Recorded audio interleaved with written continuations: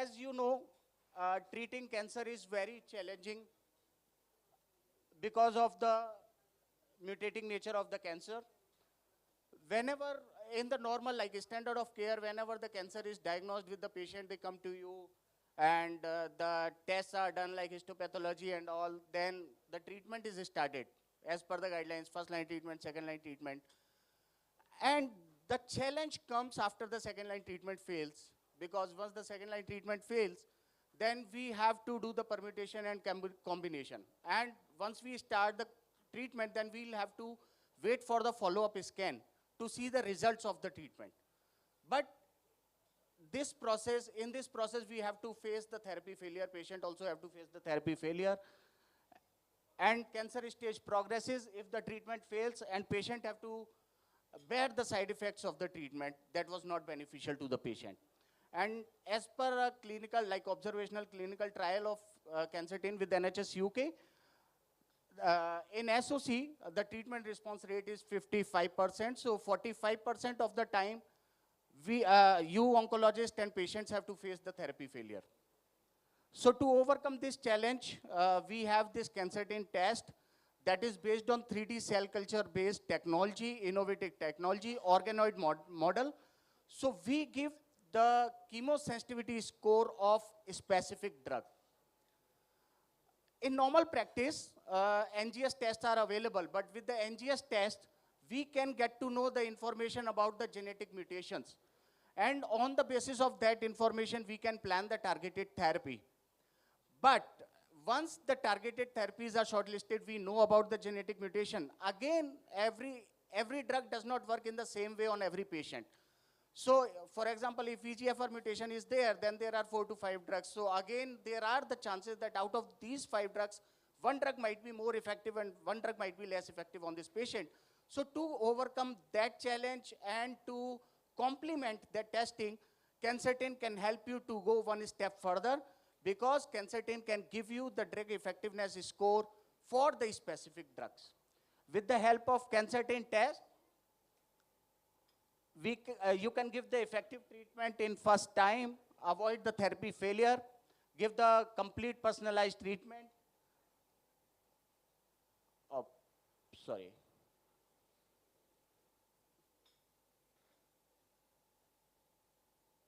I'm sorry for this technical glitch. Can you please? Yeah.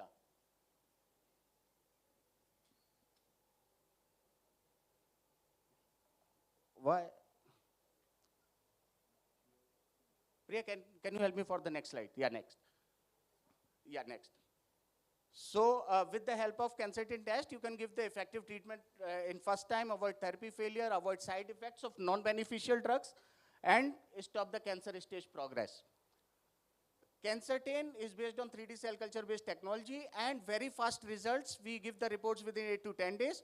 So personalized treatment can be started within 10 days.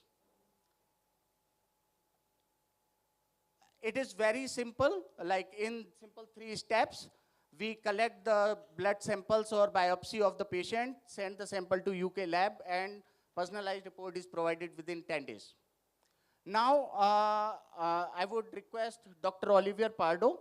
He is with us from UK, and he is working with Imperial College London, and he will share with us how 3D cell culture is better and how it works.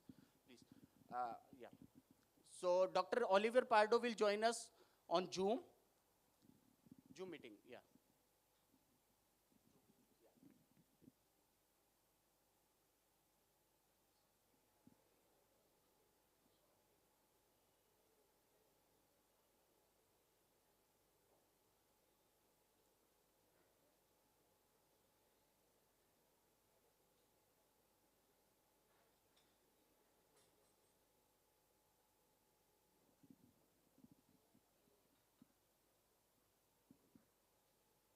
Yeah. Welcome, Dr. Olivier Pardo. Can you hear us? No.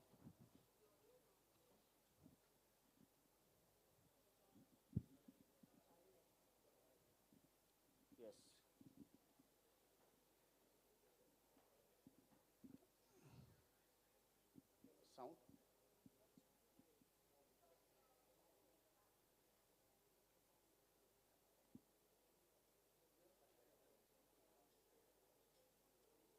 Yes, he has started.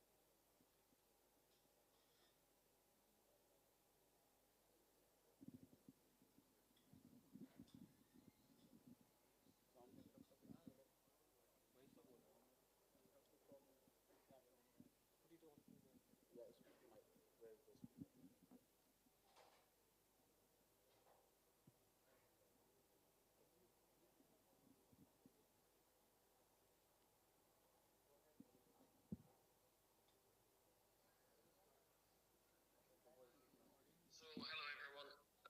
Dr. Kataria asked me to try and explain why we need to use 3D culture models and why these are better in terms of predicting response of patients to therapies in the clinic rather than the 2D system that we were using historically. So historically, 2D culture was the norm, and all large-scale drug screening, such as the one done by the Sanger Institute, for instance, all co-culture model were all developed in 2D culture.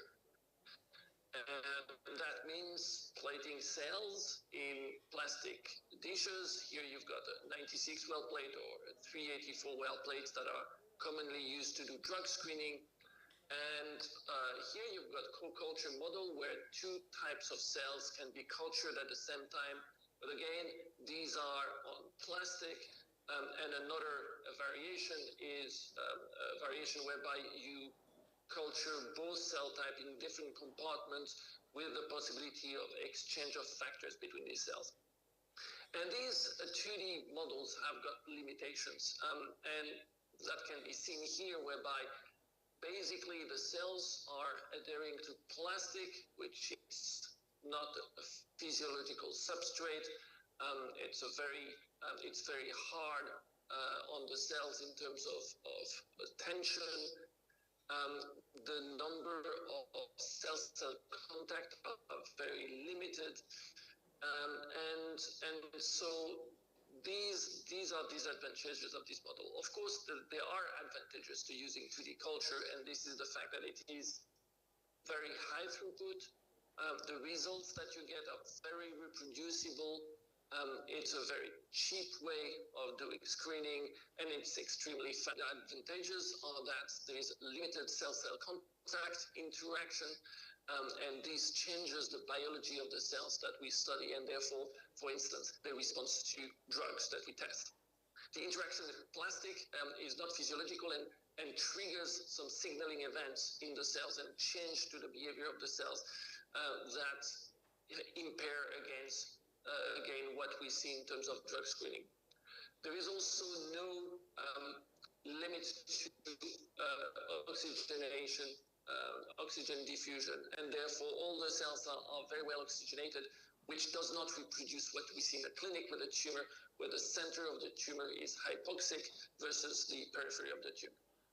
And also co-cultures, such as this one, where both cell types are cultured together, suffer from competition, whereby, for instance, one cell type might proliferate much faster than the other and take over the plates. And this, therefore, leads to a lot of variation from experiment to experiment in terms of the proportion of one cell type versus the other. So the better way forward is to use 3D culture, and there are two major types of 3D culture that can be used. One which are spheroids. So here you've got cancer cells growing as spheroids in a hanging medium, and these are plates in which the cells cannot adhere, and therefore they end up floating in the medium, aggregating together and forming these spheroids. And you can see how it looks here. The cells are packed into a ball that is basically free floating. And this is very different from the same cells grown in 2D, where you can see that this is completely flat, while this is basically a three-dimensional sphere. And these models have got the advantage that they provide an oxygen diffusion limit whereby they reproduce what happens with a tumor, with the center of the spheroid being hypoxic compared to the outside of the spheroid, which is well oxygenated. So this will mimic much better the response of the tumor cell to therapy as compared to the format. The other big subtypes of 3D cultures, which correspond to the one used in cancer service, is cells grown in 3D dimensional matrix. And there are a variety of matrix, and the cells basically grow within these fibers. And this is how the cells normally grow in vivo in the body, so that the cells not only are organized in 3 dimensions, but also interact with extracellular matrix, which is made of different fibrotic proteins, some example of which are given here. And this has the advantage that it interacts with the cells in a certain way and triggers signalings through cell surface receptor. So the presence of the matrix influences the biology of the cell. And this is, again, very different from what happens if you were to culture the cells on top of a matrix in 2D format, whereby, again, you end up with focal adhesion of the cell, but that does not reproduce the multifocal interaction with the matrix. So the advantage of all these models is that they, for instance, enable you to mix together various cell types and let them self-organize in 3 dimensions. And this is closer to what you would see in a tumor, for instance, in vivo. And this is an example from my own lab, where you have cancer cells in blue and cancer-associated fibroblasts in green.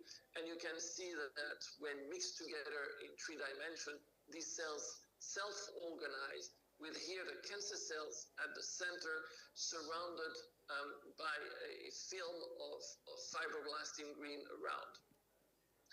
Also, the 3D models enable the cell to differentiate into tissues that they normally would be involved in forming. And for example, here you've got endothelial cells growing in 2D. Now the cells are growing totally flat, it's a monolayer. But when you take the same cells and culture them in 3D, they self-organize into tubules that form basically what you would expect to see through the formation of blood vessels. So the 3D environment enables the cells to differentiate and gain functionality. Also, the 3D co-culture enable you to reproduce behavior of the cancer cells that you would see in a multicellular environment in vivo. So for instance, here we're comparing 3D microsphere formed by mesothelial mast cells on their own, or mesothelial mast cells mixed with cancer-associated fibroblasts. And you can see that the presence of the second cell type changes completely the behavior of the microsphere. The microsphere is much tighter. And this has consequences in terms of the behavior of the culture. So if you take just cancer cell on their own, these spheres grow exponentially with time.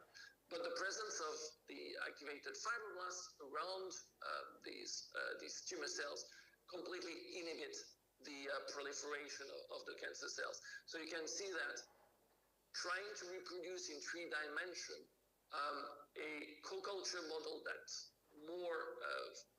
is more faithful in reproducing what we see in vivo can very much change the biology of the system that we study.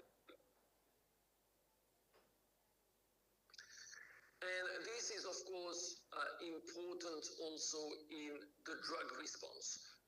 So here we're comparing in a 3D growth environment, cancer cells grown on their own, cancer cells grown with fibroblasts, and cancer cells grown with fibroblasts and extracellular matrix. If we look at the 2D model first and have only cancer cell, we can see that these cells are extremely sensitive to a combination of cisplatin and pemetrexed with 80% cell death. Now, if we take the same cells and now grow them in 3D, you can see that they're already much more resistant. And that tells you that the 3D environment provides some pro-survival signaling that we cannot reproduce just by growing cells on plastic. On top of that, when you co-culture these cells with fibroblasts, you can see that now this mixture in 3D is even more resistant to treatment. And if finally you now increase the complexity of the system by adding an extracellular matrix, so the fibers that normally surround the cells in vivo, you can see that now this mixture is almost completely resistant to therapy. So that shows you that through just changing the model, you can see a really dramatic change in the therapeutic response of cancer cells. And therefore, for instance, testing cells coming from patients in a more complex environment like this one, mimic much more what is supposed to happen in vivo compared to just growing cells in 2D plastic. Also, it's having the cells grow in the presence of a matrix that told you to engage cell surface receptor that change the signaling inside of the cell, you should propose for particular patients. And here I've got an example of cancer cells grown in 3D on their own, looking, for instance, at the activation of a kinase in the cells called AKT, for which we have targeted therapy. And you can see that the level of activations are pretty low. If you now add fibroblasts to the mixture, you can see that this pathway gets massively activated. And this, if you stopped here, would induce you to advise treated with anti-AKT drugs. But if you continue to make the model more complex and now add the extracellular matrix, you can see that the same signaling event is now back to pretty much control level.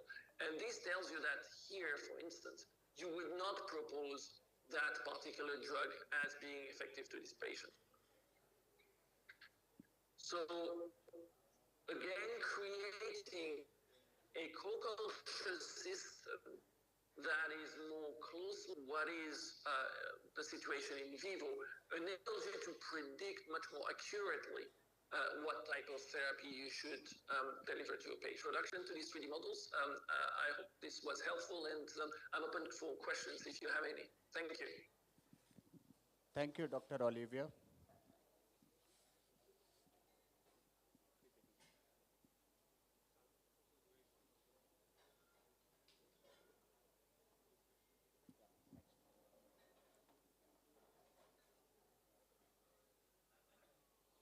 So,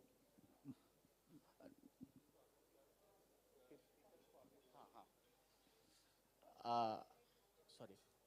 I would like to invite Dr. Himanshu Kataria with us, academic clinician from UK.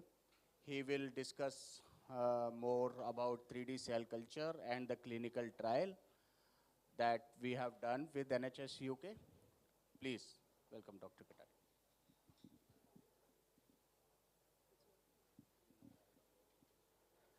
Thank you everyone for joining us this evening for the discussion on Cancer 10, the 3D cell culture based personalized treatment selection service from Cancer 10 UK.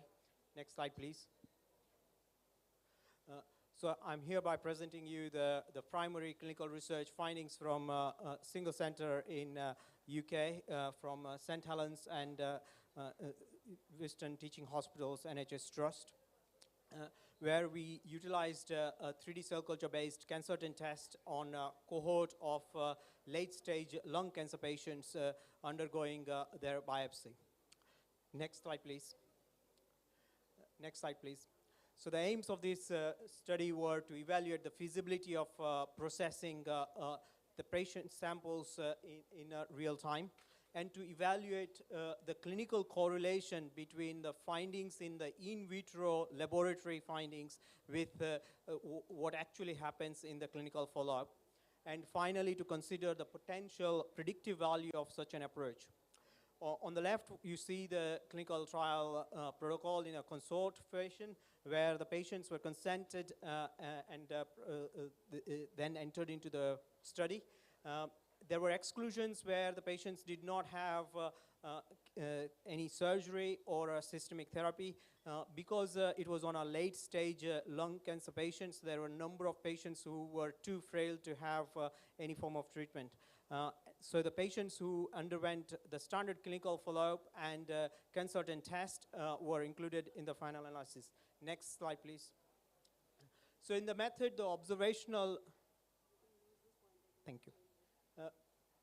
It's an observational study of the cohort of late-stage lung cancer patients with the patients being recruited and consented by the clinical teams. The clinical teams were blinded to the laboratory results and therefore they followed the standard of care, including the genomic test. And the patients who entered into this study, they underwent a form of biopsy procedure, like a EBUS or a bronchoscopic biopsy.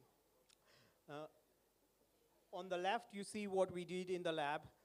In terms of, we took the patient's blood sample, took the circulating tumor cells from the blood sample, and we also identified the cancer cells from the biopsy sample, and we cultured them on our own CanCert 3D scaffold, and were then able to process the sensitivities, including sensitivities for immunotherapy in co-cultures with the patient's own immune cells. Next slide, please.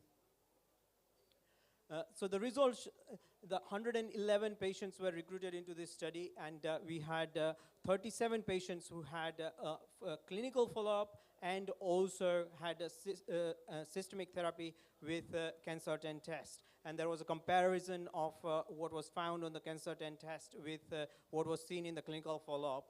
And what we found is that patients were, when they were treated with the treatments which were sensitive on the CanCert test, there was a response rate of 86.9%, versus if the standard of care was used, the response rate was at 58%, which is comparable to what is seen in a population basis across for the lung cancer patients.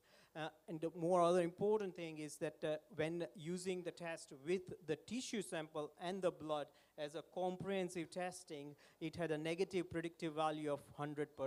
So when the CanCert said that the treatment will not work, it did not work in the clinical environment. Next slide, please. So this study demonstrates the observational efficacy of the three-dimensional cell culture-based CanCert test in a cohort of lung cancer patients. And these data should aid in identifying the patients who are most likely to benefit from a combination of chemotherapy or a targeted chemotherapy or an immunotherapy.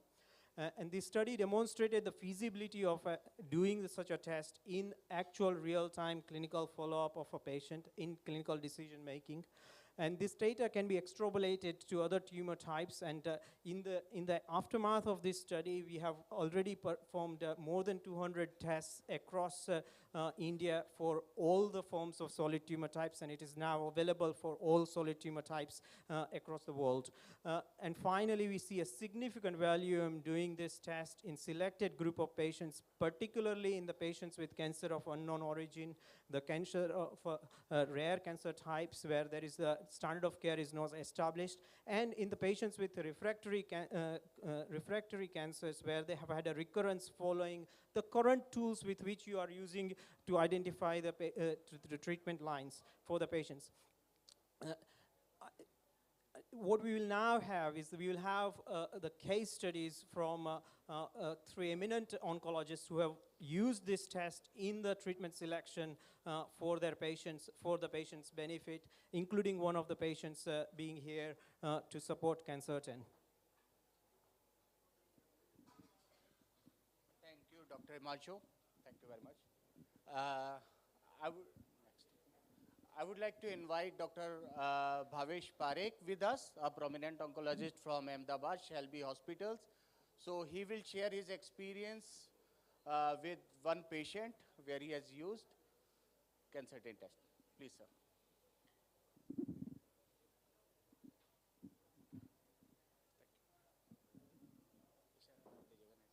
Thank you.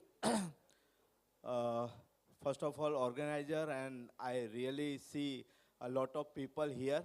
All are enjoying some foods and some drinks. Can Certain is such a test where there are so many hope, and we can do all if we work together. We, as a clinician, continuously we are in dilemma whether we are doing a right thing or not thing. And as a young buddy, all oncologists, if we feel that whether the immunotherapy, whether the targeted therapy, or even a standard chemotherapy, whether it works or not, because since so many days, or especially in oncology, I passed my DM oncology in 1995 from GCRI Ahmedabad, where I feel that there are continuous heterogeneity in the tumor. Even in one of the lung cancer patient also, if it is EGFR positive and in the metastatic setting, it may be some different things. So I am going to present one interesting case of head and neck cancer. Again in India, oral cancer, head and neck cancer is a very common cancer. And what, as a clinician, we had a dilemma. This young man has what the problem and how we are going to help that patient is very important. So this patient is only 38 years. Again, carcinoma of left buccal mucosa.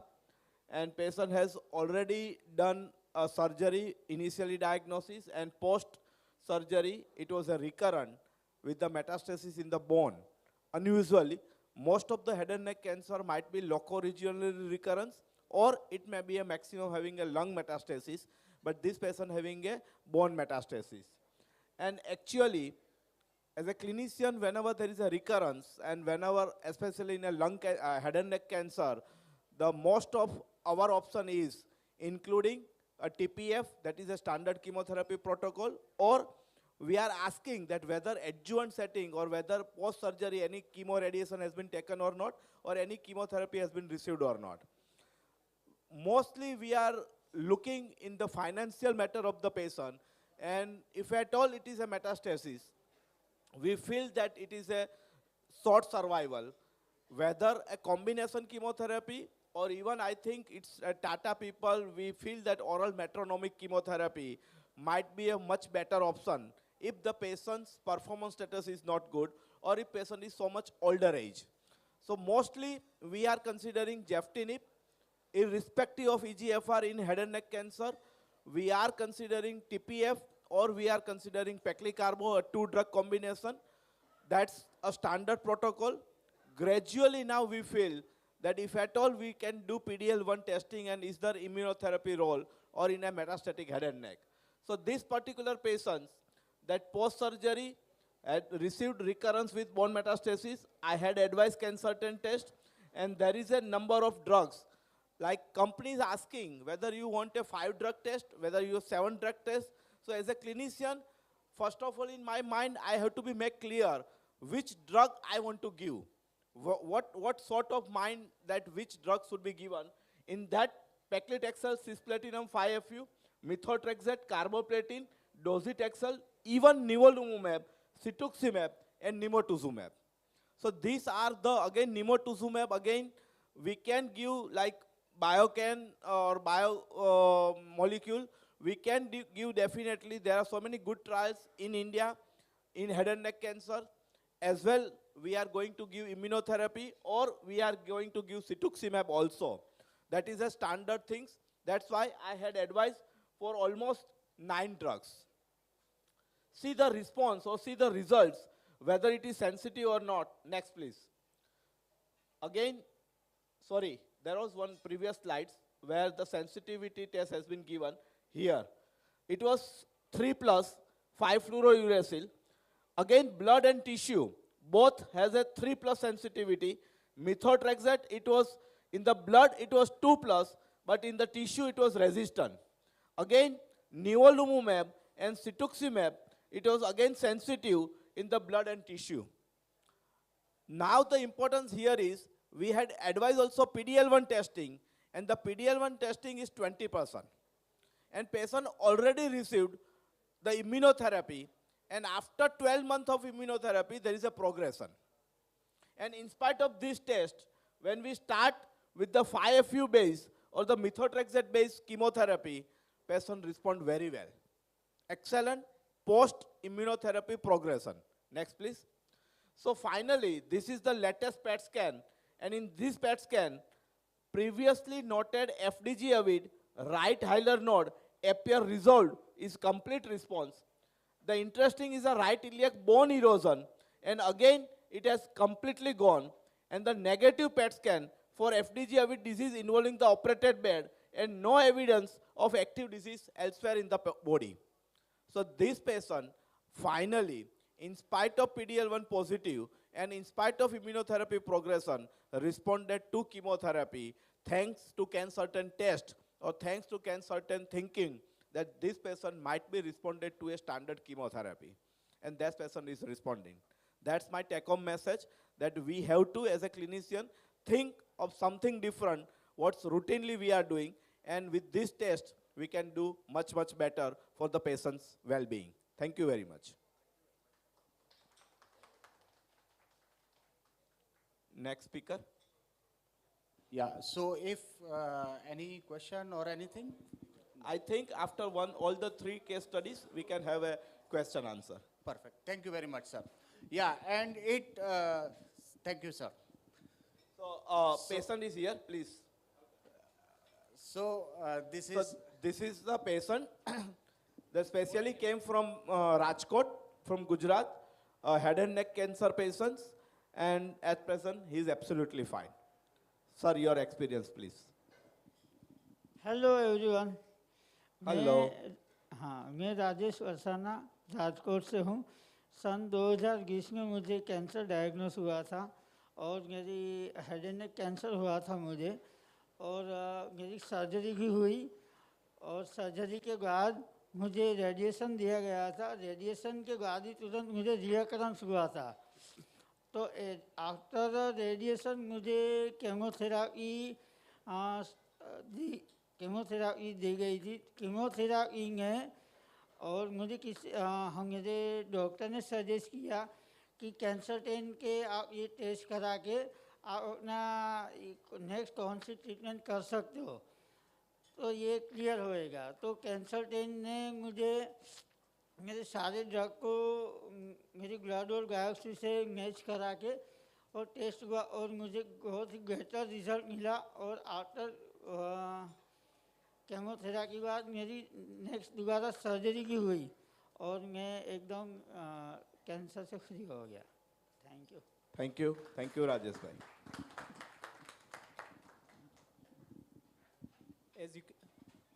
As you can see, we had a patient with metastases with head and neck cancer, where from the published literature, the prognosis would be 6 to 9 months. And here we have a patient with an excellent response following a cancer 10 test and being functional and alive for his family and for his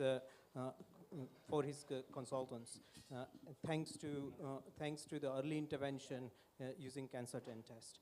Please consider this for your patients so that they can have similar excellent results. Thank you, Dr. Kataria. Next. Now we will have one more case study with Dr. Pinaki Mahato. He is with us from HCG Vadodara. He has also used, so he would like to share his experience, what he has experienced with test, that how cancer 10 really helped. Welcome. Bhavesh sir has already opened the innings, so continuing that. So hi, I am Dr. Pinaki. I am from Baroda, Gujarat. So I think Dr. Kataria actually showed the things very nicely and very realistically that in advanced, most of the cancers that we treat, when they come with a recurrence, what are the treatment options? So we are really confused as to what the sequence of treatment should be. And he showed that only in about half of the patients would you find that there is something which is there is something which is targetable. In most of the patients, you will not have any targetable alterations. We don't know what is to be done. The markers for immunotherapy, we know still PD-L1 is not a very, very reliable marker. We have all seen patients whose PD-L1 is negative, yet they respond, and patients who have a very high PD-L1, still they don't respond. So there is always a dilemma in the back of the mind as to how we should treat our patients. Next slide.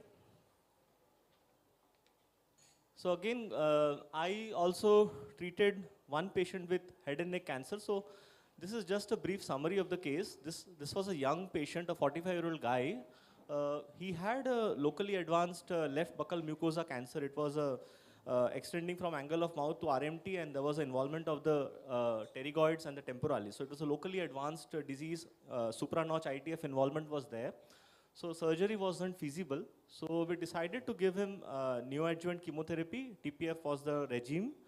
After giving 2 cycles of TPF, the patient said that I don't report any response. So we did a scan and we found that there was actually progression. So this patient, you can understand, a young guy who has come with a locally advanced disease, having received TPF, has a disease progression. So at that point of time, the surgeons think that still maybe even with a supranotch ITF, we can try a surgery. And a surgery was done at that point of time. We know it's not the standard of care, but then considering the options, he was young, he wanted that thing, we went for it. It was a T4A N3B disease, surprisingly, had an extranodal extension with 2 lymph nodes, so we gave him adjuvant chemoradiation with cisplatin. And immediately you can see that 2 months after he finished the CCRT, he came with a progressive disease. And mind you, it was a progressive disease with lung metastasis, adrenal metastasis, liver metastasis. So when you have a patient who has received TPF, not really responded, did surgery, did chemoradiation, and within 2 months comes with widespread metastasis, the options are very, very limited. So we explained to him that, you know, you really don't know what to do now. We will do the PDL1, we might give cetuximab, we might give further chemotherapy, but we are not sure. So at that point of time, this CanCertain thing actually had come new, and we actually had a discussion. We decided to go for this CanCertain test. And when we did the CanCertain, surprisingly, you can see that it is showing that it is still sensitive to taxanes. But having said that, because the patient had already received TPF, we did not go for it. But gefitinib was sensitive, so I thought that let's start with metronomic therapy. And we gave him metronomic therapy, and the patient just improved like anything. So within 2 months, when the patient came, the patient said that all the symptoms that I am having because of the progression are gone.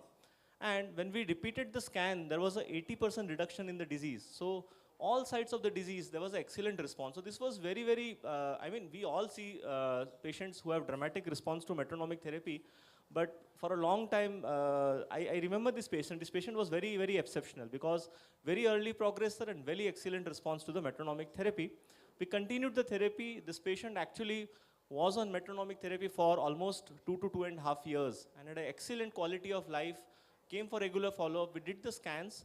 It was almost good for 2 years. We repeated the CanCertain chemosensitivity test after 1 year also, and we found that the sensitivity was similar.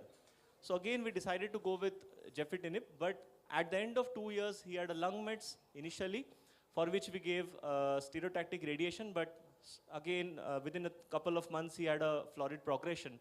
And then we did the PDL1. We also looked at the immunotherapy sensitivity here. I have not written, but it was shown that immunotherapy is not sensitive. His PDL1 was also negative.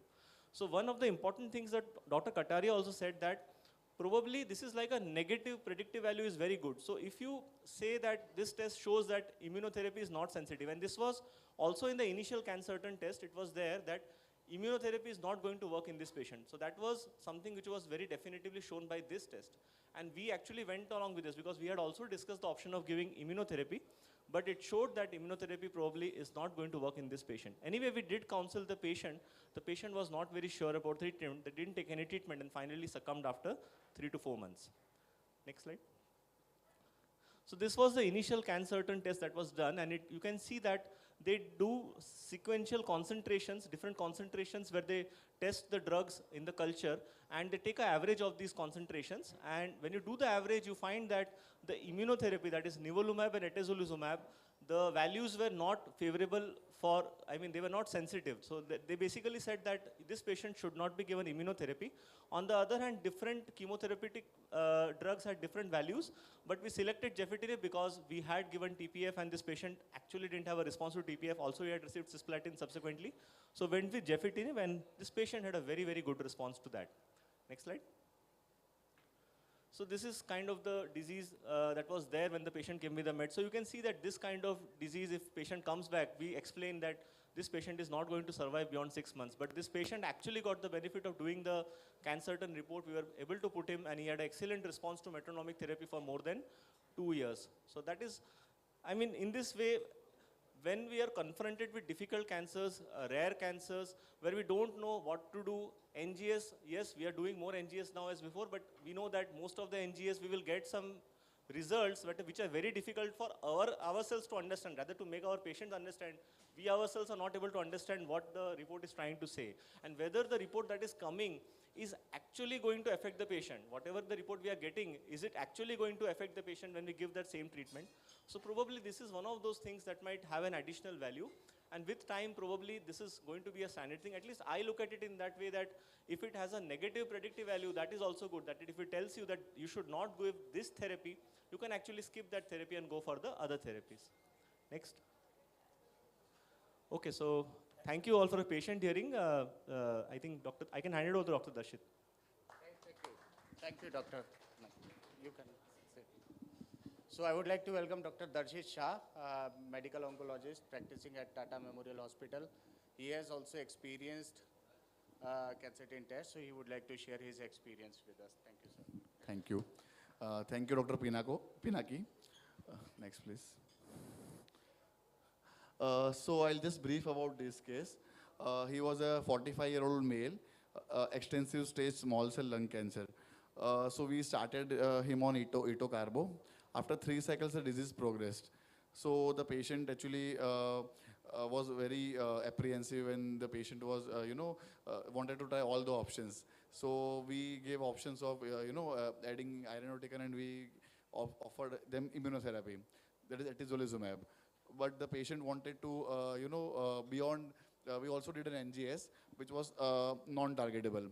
But patient was very, very apprehensive, and they wanted to, if there is any other options and if there is any possibility. So then I suggested them about CanCertain, and the results were like this.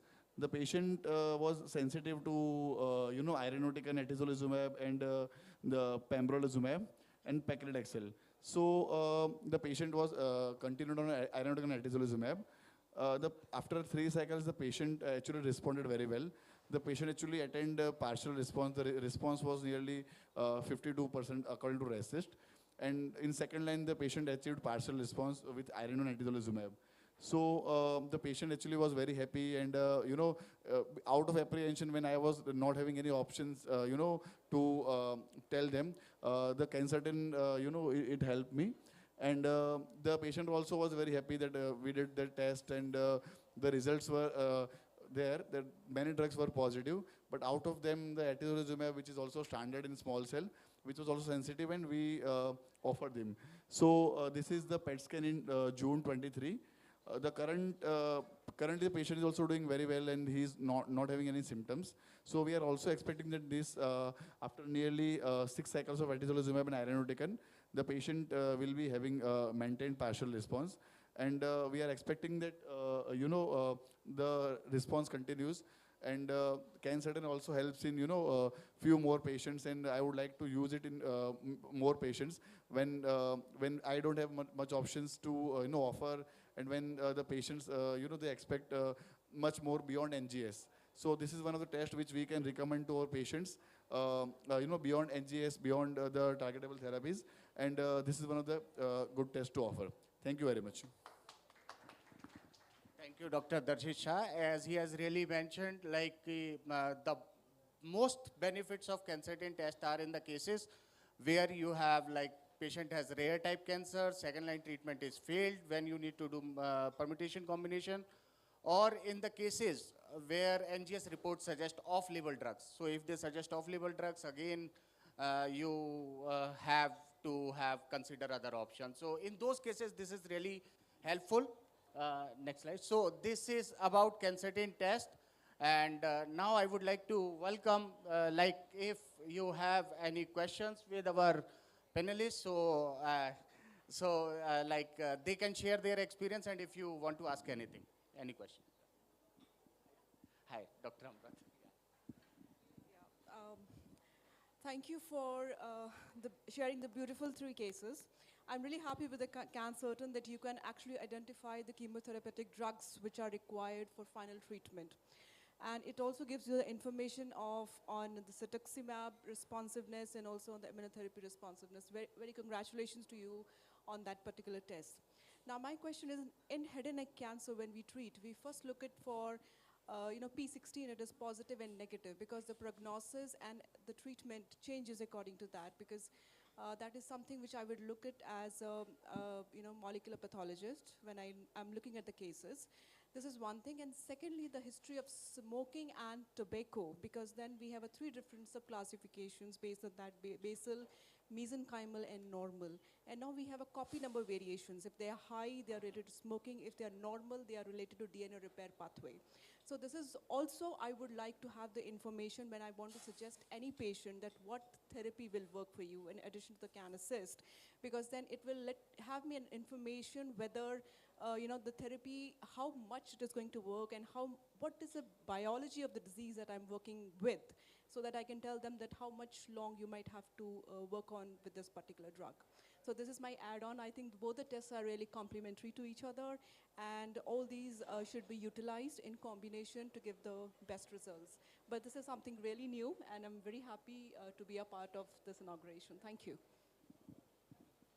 Thank you very much, Dr. Amrit. And yeah, so you would like? So, yeah.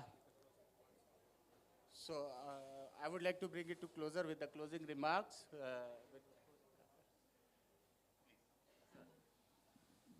So as rightly told by molecular pathologists that some of the tests should be complementary, or in a days where this P16 or a history of smoker or non-smoker is also very important.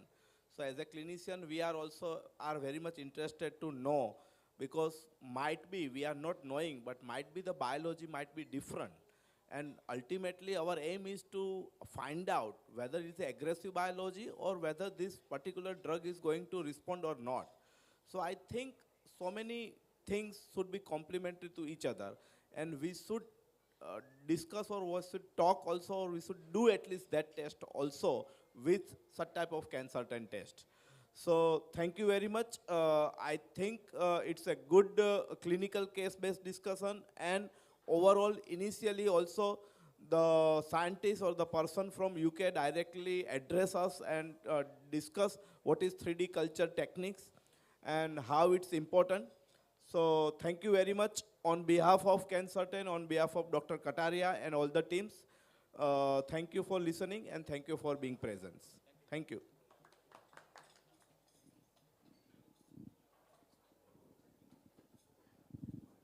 Thank you. Thank you, everyone, please.